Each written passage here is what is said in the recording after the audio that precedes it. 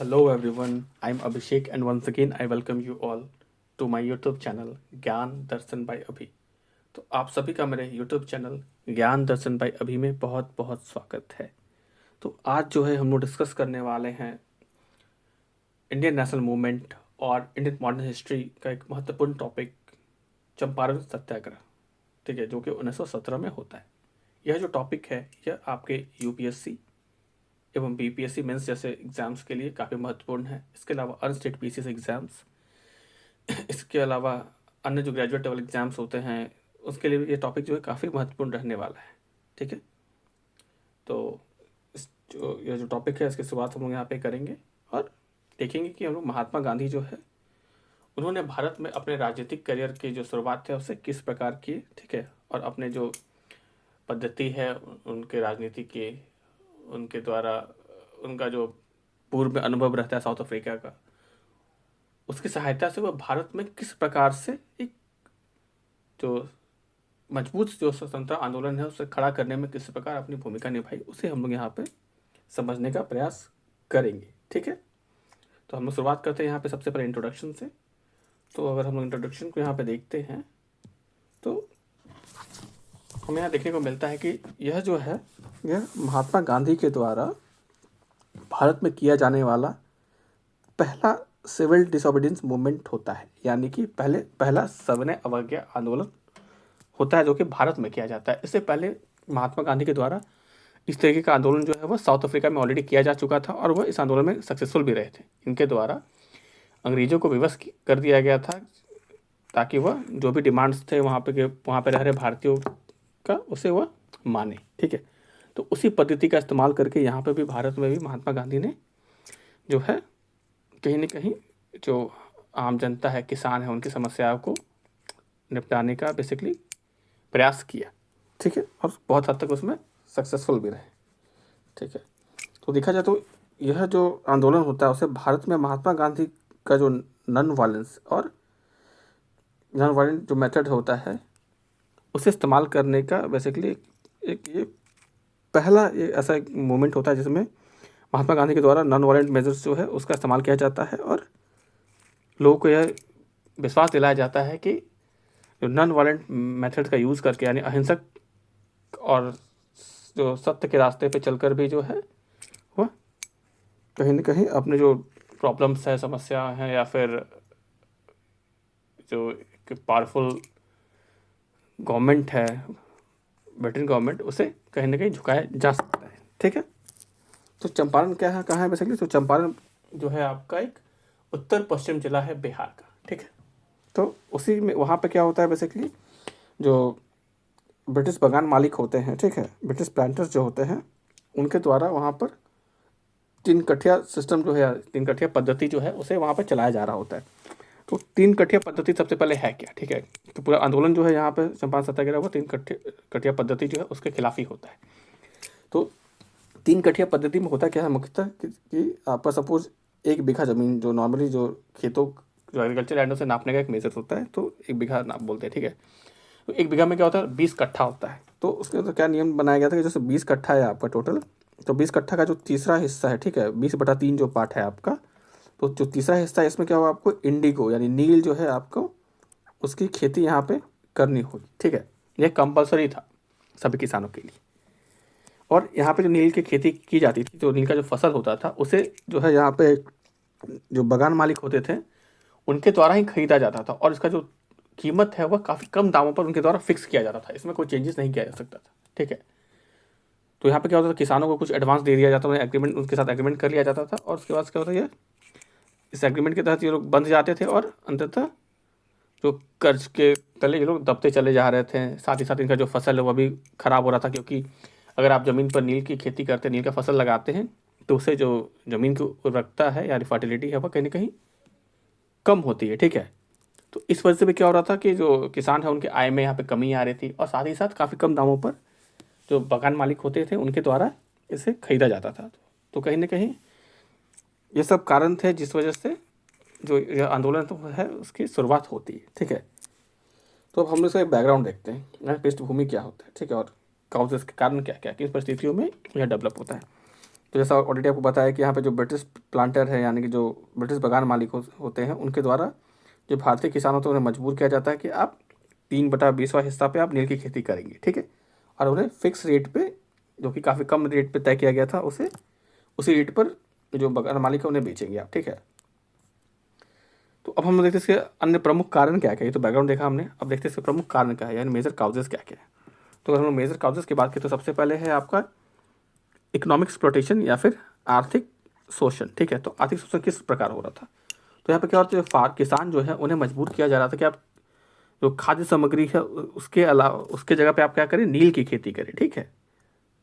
Basically उन्हें Indigo उगाने के लिए मजबूर किया जा रहा था फूड क्रॉप्स की जगह पे। तो इससे क्या हो रहा था कि बेसिकली वो लोग गरीब हो रहे थे और कर्ज में करेंगे डूबते चले जा रहे थे, ठीक है। कर्ज में क्यों डूबते जा रहे थे आपको ऑलरेडी पता है, क्योंकि आपका नील की खेती करने से क्या होता है, जो जमीन की उर्वरकता है वो कम होती जा रही थी, तो अब जो फसल है वह काफ़ी कम मात्रा में वहाँ पर उत्पाद वो लोग कर पा रहे थे।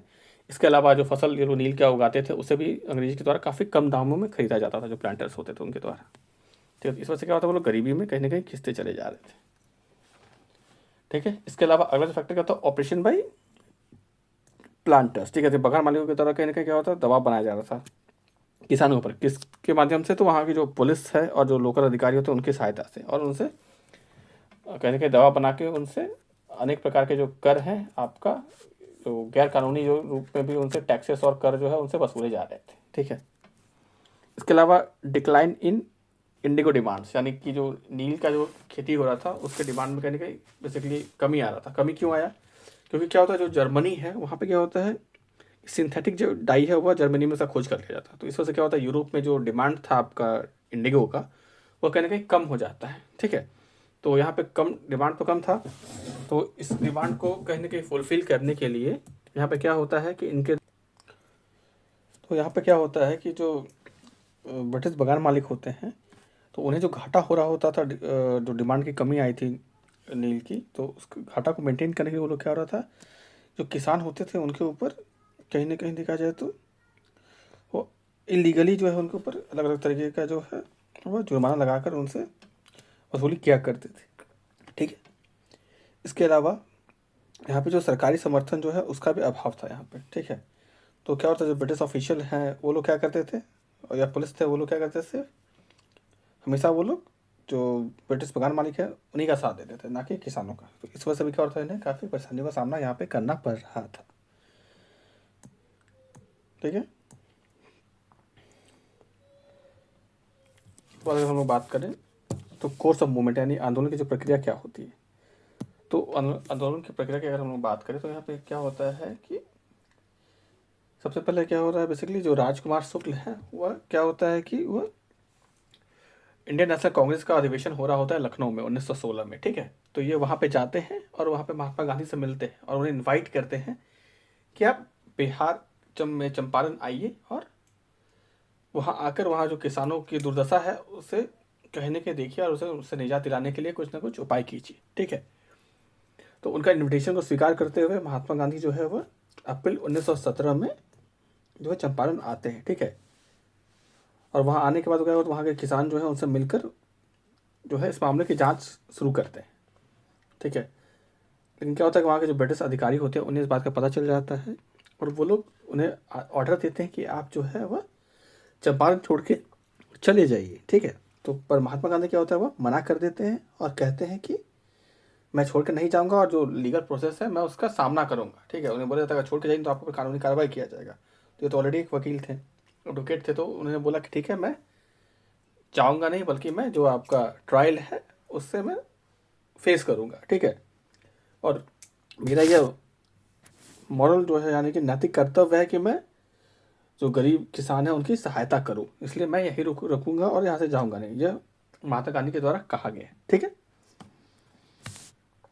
यहाँ पे गांधी और उनके सहयोगी, ठीक है। तो गांधी एंड हिज एसोसिएट्स, तो कौन कौन थे उनके एसोसिएट्स, तो डॉक्टर राजेंद्र प्रसाद थे, JB कृपलानी थे, मौलाना मजरूल हक थे और महादेव देसाई थे। तो ये चारों मिलके क्या होता है, चारों और महात्मा गांधी साथ में मिलके जो है गाँव घूमते हैं, किसानों से मिलते हैं और उनके द्वारा जो उनकी गवाही है, उनके जो ओपिनियन है, उनका जो एक्सपीरियंस है उसे गैदर करते हैं और शांतिपूर्ण तरीके से जो अपना विरोध जो है वो अंग्रेज़ों को जताते हैं या दर्ज कराते हैं, ठीक है।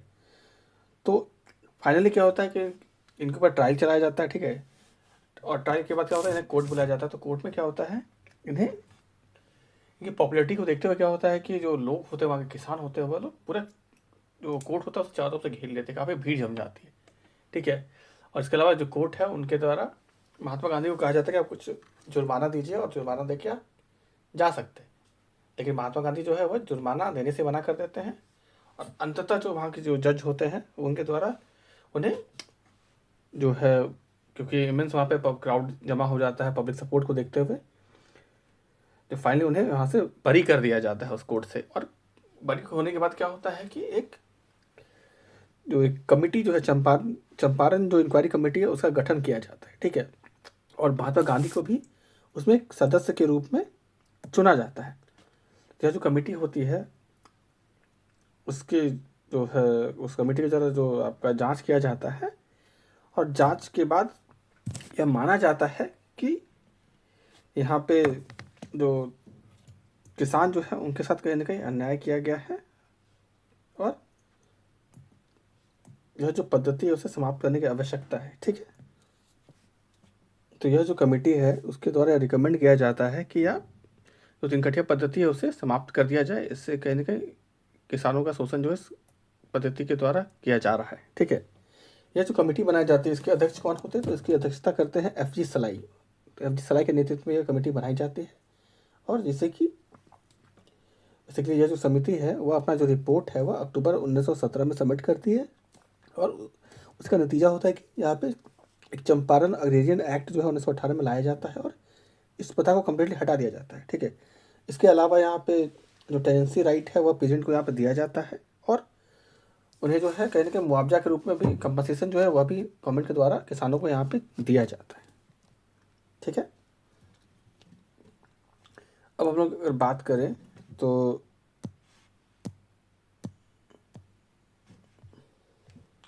इसकी महत्वता क्या थी, यानी सिग्निफिकेंस क्या था इस आंदोलन का, ठीक है। तो अगर हम लोग आंदोलन के सिग्निफिकेंस की बात करें तो पहला सत्याग्रह था भारत में सबसे पहले, तो हम लोग जानते हैं, ठीक है। तो अगर हम सिग्निफिकेंस की बात करें तो यह भारत का पहला सत्याग्रह था जो कि महात्मा गांधी के द्वारा भारत में किया गया था।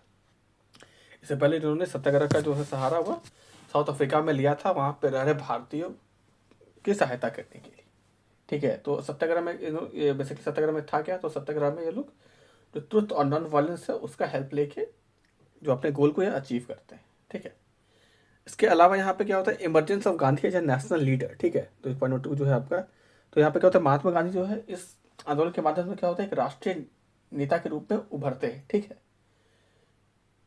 क्योंकि ये जो महात्मा गांधी जो होते हैं यहाँ पे वो क्या करते हैं, बेसिकली राष्ट्रीय नेता के रूप में क्यों उभरते हैं, क्योंकि यहाँ पे क्या होता है, इससे पहले जो भी मान लीजिए कांग्रेस थी, ठीक है, या फिर अदर जो भी पॉलिटिकल एसोसिएशन था, वो क्या था कि बेसिकली जो अर्बन एरियाज में था और जो एलाइट पीपल थे उनके बीच में था। लेकिन यह जो आंदोलन महात्मा गांधी के द्वारा किया गया, इसमें क्या हो रहा था कि बेसिकली जो कॉमन पीपल है, मासेज है, किसान है, वो लोग कहीं ना कहीं बढ़ चढ़ के हिस्सा लेते हैं, और जो एलाइट पॉलिटिक्स होता है और जो मैसेज होते हैं, ठीक है, तो उन दोनों के बीच में जो एक दूरी होती है उसे कम करने का प्रयास यहाँ पे महात्मा गांधी के द्वारा किया जाता है। और उनकी पॉपुलरिटी जो है वह देश भर में एक राष्ट्रीय नेता के रूप में डेवलप होती है, ठीक है। इसके अलावा क्या होता है यहाँ पे, पीजेंट्स अवेकनिंग, ठीक है। तो यहाँ पे बेसिकली क्या होता है, जो किसान होते हैं वह कहीं ना कहीं जागरूक होते हैं, और वो लोग इंस्पायर्ड होते हैं, ठीक है। और ऑल इंडिया में जो है डिफरेंट जो आपको पेरेंट्स एसोसिएशन में बनाए जाते हैं इससे इंस्पायरेशन के बाद, ठीक है। और उन्हें यह पता चल जाता है कि कहीं ना कहीं पीसफुल तरीके से भी या शांतिपूर्ण तरीके से भी जो है वह उनके ऊपर जो भी उत्पीड़न हो रहा है उसका विरोध किया जा सकता है, और उससे निजात भी पाया जा सकता है, ठीक है। साथ ही साथ एक मोरल और साइकोलॉजिकल डिफीट भी था अंग्रेजों के लिए, ठीक है। तो कहीं ना कहीं देखा जाए तो मोरल डिफीट था, क्यों था, क्योंकि यहाँ पे जो बेसिकली क्या था कि जो ब्रिटिश एम्पायर है वो लोग नॉन वायलेंट तरीके से, ठीक है, बिना किसी हिंसा का सहायता से भी वो लोग अंग्रेज जो सरकार है उसे हराने में सफल रहते हैं, ठीक है। इसके अलावा क्या होता है, फाउंडेशन फॉर फ्यूचर मूवमेंट्स, यानी भविष्य के जो आंदोलन होते हैं उसके नींव के रूप में यह काम करता है, ठीक है। तो क्योंकि ऑलरेडी ये जो मेथड था सत्याग्रह का यहाँ पे सक्सेसफुल रहता है महात्मा गांधी के द्वारा, ठीक है। तो इसी मॉडल को यूज़ करते हुए महात्मा गांधी जो आगे होने वाले जितने भी आंदोलन होते हैं, ठीक है, उस पर इस पद्धति का सहारा लेते हैं, ठीक है। जैसे कि ये हमें देखने को मिलेगा जो खेड़ा सत्याग्रह होता है 1918 का, ठीक है, उसमें महात्मा गांधी जो है सेम सत्याग्रह का सहायता लेते हैं। इसके अलावा नन कोऑपरेशन मूवमेंट जो होता है उसमें भी ये लोग जो नन वायलेंस तरीके से ही प्रोटेस्ट करते हैं, ठीक है। और साथ ही साथ सिविल डिसोबीडियंस मूवमेंट जो होता है 1930 का, तो इन सब जो प्रमुख तीनों घटनाएं जो है यह प्रेरित होते हैं किससे, तो चंपारण सत्याग्रह कहीं ना कहीं उसके लिए एक बेस का काम करता है, एक प्रेरणा के रूप में काम करता है, ठीक है। अब हम लोग इसके निष्कर्ष की अगर बात करते हैं तो जो चंपारण सत्याग्रह है कहीं ना कहीं वह सिर्फ एक किसान आंदोलन नहीं होता है, बल्कि एक चिन्ह के रूप में से देखा जाता है कि भारतीय जो किसान है वह कहीं ना कहीं महात्मा गांधी या भारतीय किसान या फिर भारतीय लोग जो आम भारतीय जनता है वह महात्मा गांधी के नेतृत्व में कहीं ना कहीं जागरूक होती है और इस बात को साबित करती है कि जो सत्य और अहिंसा के मार्ग पे चल के भी जो जो आपका बेसिकली ये जो उपनिवेशिक जो शक्तियां है, जो गवर्नमेंट है, उसे हराया जा सकता है। उनके द्वारा किए गए अन्याय जो है उसे उसका सामना किया जा सकता है और उसका विरोध किया जा सकता है, ठीक है। तो इसी के साथ क्या होता है, जो चंपारण है वह कहीं ना कहीं जन्मस्थली के रूप में यानी बर्थ प्लेस के रूप में माना जाता है सत्याग्रह मूवमेंट का, ठीक है। और यहाँ पे क्या होता है कि मॉरल विक्ट्री होता है इंडियन फ्रीडम स्ट्रगल का, यही से एक शुरुआत होता है और इनके मन में कहीं आम पब्लिक के मन में यह बात उत्पन्न होती है कि कहीं ना कहीं अहिंसा और सत्य के मार्ग पे चलकर भी जो है वह अंग्रेजों को हराया जा सकता है और भारत को आज़ाद कराया जा सकता है। और इसी प्रिंसिपल को आगे लेके जाके आगे होने वाले जो राष्ट्रीय आंदोलन होते हैं उसमें इसका उपयोग किया जाता है, ठीक है। तो यहाँ पे हमारा यह जो टॉपिक है चंपारण सत्याग्रह 1917 यह समाप्त होता है, ठीक है। तो यह जो टॉपिक है आपका प्रीलिम्स और मेंस, चाहे वो यूपीएससी हो या बीपीएससी हो या फिर अन्य स्टेट पीसीएस एग्जाम्स हो, सभी के लिए एक महत्वपूर्ण टॉपिक है, ठीक है। तो अगर आपको यह टॉपिक यूजफुल लगता है तो आप इसे लाइक कर सकते हैं, इस वीडियो को शेयर कर सकते हैं। इसके अलावा इसके जो पीपीटी है उसके हेल्प से आप जो नोट्स है वह भी बना सकते हैं। यह जो पीपीटी है यह बिल्कुल मेंस आंसर राइटिंग के फॉर्मेट में बना हुआ है, ठीक है। तो आप कहीं ना कहीं इस पीपीटी को नोट कर सकते हैं और इससे एक मॉडल आंसर के रूप में यूज़ कर सकते हैं, ठीक है। इसके अलावा अगर आपने खुद का नोट्स बनाया तो आप उसमें कुछ ऐड ऑन कर सकते हैं, ठीक है। सपोज आपको कुछ पॉइंटर्स जो आपने आपके अपने नोट्स में छूट गए तो आप उससे यहाँ से देख के लिख सकते हैं, ठीक है। तो आपको इसके अलावा अन्य जैसे भी यूपीएससी या फिर स्टेट पीसीएस एग्जाम्स है, ठीक है, तो इससे जुड़े हुए कोई भी टॉपिक पे अगर आपको कोई भी नोट्स चाहिए या फिर लेक्चर चाहिए तो आप इस चैनल को सब्सक्राइब कर सकते हैं और इसका प्लेलिस्ट में जाके सब्जेक्ट वाइज यहाँ पे जो वीडियोस है वो अवेलेबल है, ठीक है। तो आप उसे वहाँ पे जाके आप देख सकते हो, उसके जो पीपीटी है वीडियो में यूज़ किए गए स्लाइड्स हैं, आप उसकी सहायता से नोट्स बना सकते हैं। और अगर कुछ टॉपिक जो कि इसमें मेंशन नहीं है क्योंकि अभी मैं भी इस पर काम कर ही रहा हूँ, तो कुछ टॉपिक अगर आपको मिसिंग दिखता है तो आप उसे कमेंट करके आप मुझे बोल सकते हैं, बता सकते हैं आपको किस टॉपिक पे वीडियो चाहिए या फिर आपका कोई फीडबैक है, सजेशन है, तो वो भी आप कमेंट के माध्यम से मुझे बता सकते हैं। सो यहाँ पे मैं अपने सेशन को समाप्त करता हूँ। So thanks for watching my YouTube video. Please do subscribe my YouTube channel ज्ञान दर्शन बाय अभी। Thank you.